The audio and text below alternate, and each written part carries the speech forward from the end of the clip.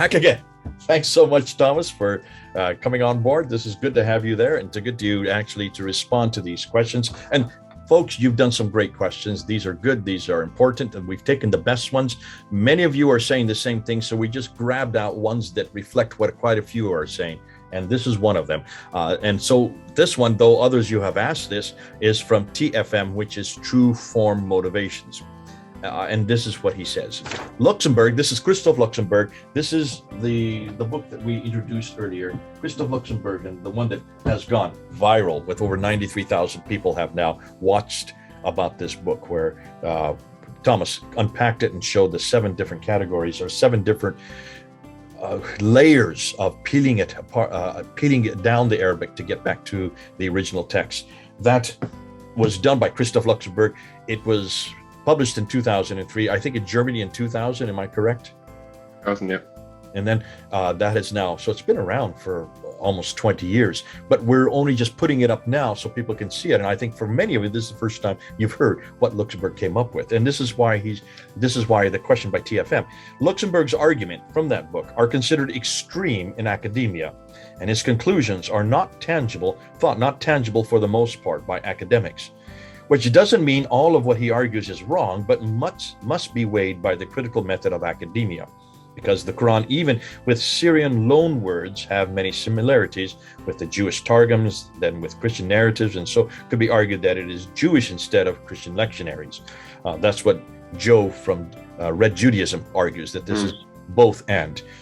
Therefore, have been several criticisms of his work by Western academics like Angelika Neuwirth and also Francois de Blois, among many others. So what basically the question is, why is it that these academics like Neuwirth and de Blois, why don't they accept him? And why is it that academia has not accepted him wholesale yet? Yeah, so I think what's at the bottom of this is that it is indeed groundbreaking, right? It is extreme. His views are extreme compared to what has gone on before. And it's always a hard sell to people who've devoted their lives to a certain way of viewing things. One analogy I always like to give is the theory of plate tectonics. I unfortunately forgot the guy's name, but the guy who came up with it, when he first presented his idea that the continents move, he was laughed out of the room. Like every scientist said, this is absurd. Continents move, that can't happen. It took 50 years, and it wasn't that anybody changed his mind. It's just that the old guard was eventually replaced. And then the younger people who had like more of an open mind, they saw his arguments and they saw that it makes sense, and eventually it got accepted. And I think something similar is going on here. So it's the old guard, it's the people who have really been on this for a long time with like a set way of going about things, who are most vocal against Luxembourg. And I think the 2 names here, so we have who were mentioned, like Francois de Blois. So when you look at his criticism, it's really, there's no substance to it. He just attacks Christoph Luxembourg. He says he's a dilettante who doesn't know what he's doing, even though if you look at this CVs, Luxembourg definitely has more of an academic record than Francois de Blois. So that was just ad hominem, and he didn't have an argument at all. And when you look at Angelika Neuwirth, she really is the face of the status quo academia in regards to the Qur'anic studies. But her criticism is really more about public relations. So she says things like, this is not helpful what he's doing in dialogue with the Muslim world, things like that, which don't have much to do with his core argument. There are other people from like this sphere around Angelika Neuwirth, for instance, who have made arguments against Luxembourg, but they come down to, if they tackle him at all, they come down to nitpicking. They say, okay, well, in this case maybe we should read it slightly differently, and in that case he may have gone a bit overboard because the Aramaic form that he used is very rare, and so it's really on that level, but it's not on the level that here his approach is totally flawed. So that really doesn't happen. And actually, when you look at what these people like Angelika Neuwirth are doing, they're doing something very similar actually. So they would totally agree that there are Aramaic words in the Quran. Wouldn't reject that. They would just say, Luxembourg, he's a bit too radical. He finds too many Aramaic words. But they would agree that there are Aramaic words. And when you look at Luxembourg's 7-step approach that we introduced, what people like Angelika Neuwirth are doing is very similar. It's just they have less steps. Let's put it that way, right? So they confine themselves more. They aren't ready to just, for instance, ignore the dots and put them elsewhere.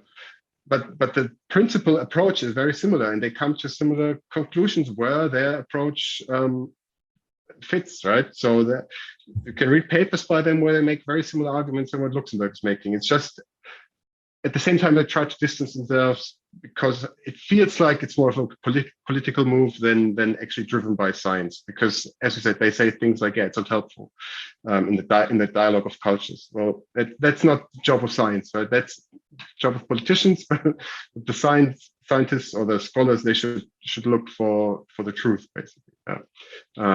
And yeah, so what they are doing is very similar.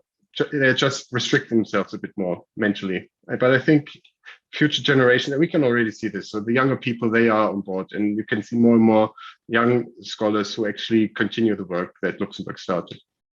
Okay, let me just take this one step further then. Let me just ask you this. Angelika Neuwirth, she's using the same thing you say. She's using the same categories. This is called textual criticism. When the 7 steps that he has, the 7 different categories, 7 different means by which he comes to his conclusions. And sometimes he comes to his conclusions within the 3rd step. Sometimes it's in the 5th step. Sometimes he has to go all 7 steps before he finally finds that word. Now, if this is the case, and that's straight, no-brainer textual critical analysis, and Angelika Neuwirth is doing the same thing, why isn't she coming to the same conclusions as him? Well, as I said, so they restrict themselves a bit more. So they do accept this this narrative of an oral tradition, for instance, which is why they say, well, if we start moving around the diacritical dots, everything is up for grabs. So let's just stick to the text as it is today. So that's the main difference. So they restrict themselves a bit more. They limit the methods that they're using based on more of an acceptance of this Islamic narrative as it exists today. Okay, I'm going to keep pushing back on this. Forensic testing, forensic evidence starts from the premise if there is a mystery in front of you, if there's something that needs to be solved, you peel it away until you get to the solution. In this case, what Christoph Luxenberg, he's looking at that 25% of the Quran that is what you call the dark passages. Nobody understands it, including Angelika Neuwirth. She doesn't understand it, nor do the Muslim scholars understand it. Christoph Luxenberg, by doing the 7 steps of peeling away, layer by layer by layer, getting down and finding what that 25% means, and is able not only to find what it means, he's able to find antecedents in lectionaries from which it is derived. That, to me, forensically speaking, has then solved the problem. How is it that Neuwirth can say that this is extreme, when that's exactly what you're asked to do of any text that makes no sense, including these dark passages? If you then uncover and find out what the meaning is, and you go even a step further and say, well, here is where it's borrowed from. We even know who the original writer is and when it was written and where it was written. And we know that this was much earlier and that this was a lectionary, a well-known lectionary at this certain time and date. One of the examples I'm giving you is a Surah 23. I don't know if you've seen what Odon, Guillaume D has done this very thing. Guillaume D has taken across and found that this beautiful hymn about the believers in Surah 23 and the duties of the believer and then the rewards of the believers from verse 1 up to verse 11 can be found exactly word for word, strophe for strophe from a beautiful hymn by Ephraim written in the 4th century, written in Aramaic, taken and then bastardized because one verse has been added, verse 6, which has nothing to do with the hymn, all about the chastity, about how the believer must be chaste, and yet except for those which your right hand possesseth. That bastardized chastity, that was added at a later date. So here is an example of doing the same thing Christoph Luxembourg did, taking away all these layers, coming back and not only finding what the original text is, a gorgeous hymn really about believers, written in the 4th century by a man named Ephraim. We know who wrote it, we know when it was written, we even know why it was written. How can you say that this is extreme, or that this is not acceptable, or this becomes a hard sell, or that this disrupts the consensus? Well, shouldn't the consensus be looking for that very kind of solution? And if he can find it, if Guillaume D can find it, if Christoph Luxemberg and Gunther Luling can find it, why can't Neuwirth find it? And I would suggest maybe the Neuwirth are, this may be something that's upsetting them more than academia is. It's not the academic exercise that's upsetting them. It's possibly that this may be upsetting Muslims more than anybody else. Definitely. So that could be the answer, because as I just said, that in their interviews where they asked her about Luxembourg, that's always her answer. It's, this is not a helpful approach. We want to have dialogue with the Muslim world and so on, and we need to involve them more, get their point of view on board. So I think this is more a PR move than actually a scholarship point. At least that's how it comes across to me. Can I push that back one more step? Where does Angelika Neuwirth, and this is why I need to ask you, I know here in Britain, and certainly the United States, almost all of these different academic institutions are in universities, on the university campuses. These are Middle Eastern studies. Almost all the Middle Eastern studies are funded by oil money coming from OPEC or from Middle Eastern countries. Primarily countries like Qatar and Saudi Arabia, Bahrain, they are the ones that are funding many of the chairs. We had this problem there at the School of Oriental and African Studies. When I was studying there, the Sultan of Brunei built a $10 million building with the understanding that the head of department would be an academic that they chose that came from Saudi Arabia, who had no Western training whatsoever.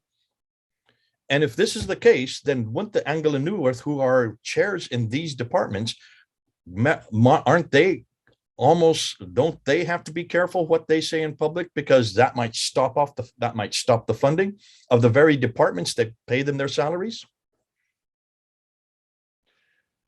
There could be. To be honest, I've never looked at who funds them. I don't think the situation is as extreme as in the UK, but I would need to look into this. So I can't answer you here, unfortunately. Well, this is. I'll put that out there for others to respond to. We're finding that this was certainly the case when I was in Britain. I'm hearing that this is also the case in other schools here in the United States, where much of the funding comes from the East, and with that funding comes also strings attached. And one of them is the funding will continue if certain scholars don't say certain things, and this is shut down and almost censored in some cases. And I don't want to give names right now, because I have to be careful, because I know of specific examples where this is the case. So that may be behind what Neuwirth is saying. It may be also behind what de Blois is saying. Maybe we need to be careful that they don't have the freedoms that you and I have, or they don't have the freedoms that Luxembourg, who really, that's not even his name. He had to use a pseudonym. We don't even know who this guy is. He has to use a pseudonym for even to write. As far as I know, de Blois is actually in the UK, so it might be that he's actually in one of those institutions where he can't say everything that he may want to say. I don't know, but yeah, he's definitely in the UK. Listen, I don't think it's only unique to UK. I think this is all over Europe. I would suggest that could be. Yeah. Maybe they're in Germany as well. Anyhow, we need to move on. There are many other things we need to get up, but this is exciting. This is good to know that we in some ways we should not expect the academics to really be ballyhooing and lifting up Christoph Luxemberg and Gunther Luling. I mean, the question always, people have been asking me this: why was Gunther Luling thrown out of the university when he had such a stellar doctorate, highest degree you can get? Why in the world was he thrown out in 1972? Do you know the answer to that? Well, I think I said in the original video, yeah, he stepped on some toes, and it was really this actually was the predecessor of Angelika Neuwirth. Basically, he wrote a review of his doctorate thesis where he ripped it apart, which basically ended his career. Why he did that, hard to tell. I couldn't say. Okay, and this is fascinating because have there been any response to that ripping apart? Did Gunther Luling come back with a response? He did, and he worked it into his book. So the book that's on sale is actually the result of that. So he took his old doctorate thesis and he basically put the response to this critique in there. So it's all in there. But it never resurrected him to be brought back into. No. Well, not until the translation, until it really got more of a international resonance, and that's really now he's rehabilitated.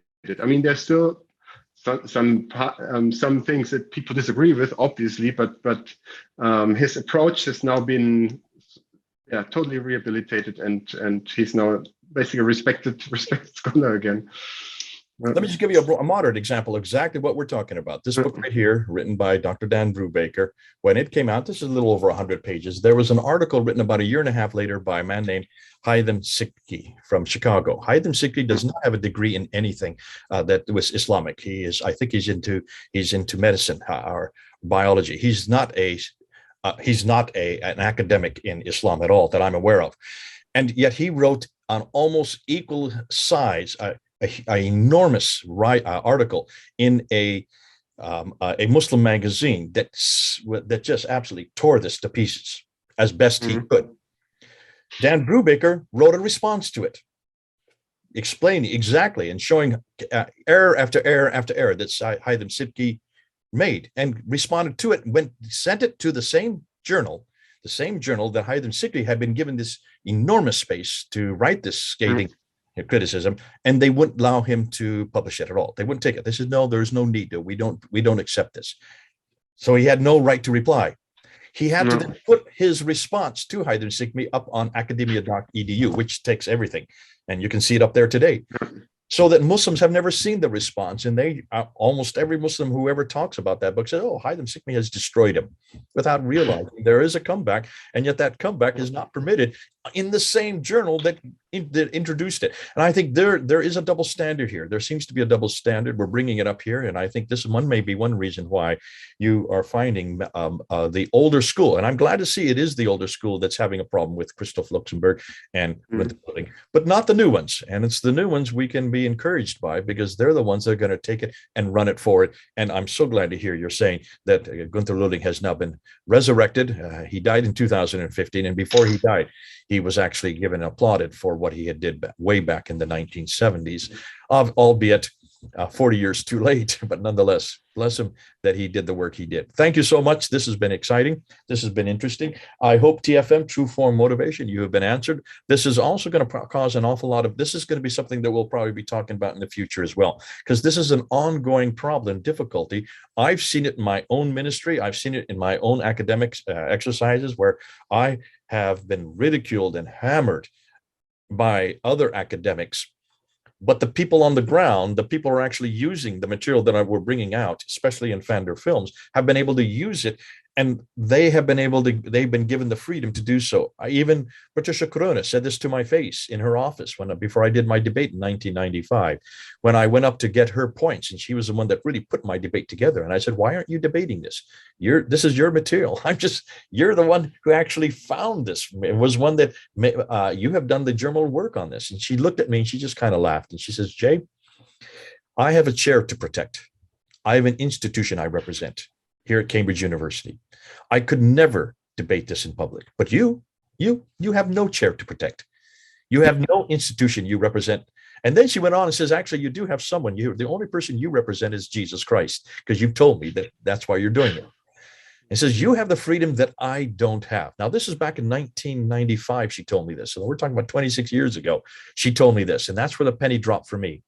And maybe that's where, Thomas, we need to help people out. Much of this that we're introducing on Fander films, much of the material that you have been introducing is controversial. It is highly confrontational. And for many academics, they dare not touch it. It is poison. It is toxic to them. because it was toxic to their careers. It is toxic to the chairs they represent. It is toxic to the institutions that are supporting them and giving them their salary. And it will shut down, close down. It will shut down and close down many doors and windows and opportunities for them to get into museums, for them to get into to get into dig sites, or even to go into universities, on especially in Muslim countries, or even to get into the countries to look at manuscripts. So they cannot say what they know. And I would suggest that this is one of the only areas that I'm aware of in academia where what you learn and what you say may destroy your career, like it did to Gunther Luling. It destroyed his career. For 30 years, he was in obscurity. 30 years he was in obscurity because of what that one individual did, who is the precursor to Angelika Neuwirth. And if that is the case, can you then understand why, in many respects, getting back to asking the question, why is it that the academics are not lifting this up and praising Christoph Luxenberg and praising Gunther Luling, is because of the institutions they represent and the chairs that they have to protect.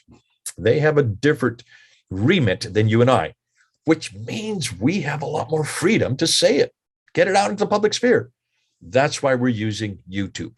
And that's why what you're bringing us, Thomas, is so invaluable, because you have the freedom to say this. You have the freedom to even take the questions and respond to them. What the rest of you who are listening need to do is make sure it doesn't just stay here. Get it out.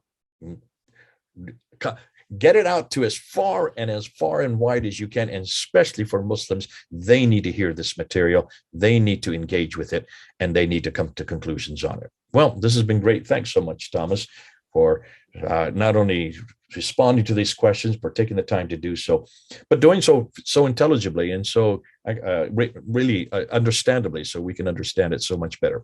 God bless you. This is Thomas there in Germany, 4,000 miles away, myself here in the United States. Over and out.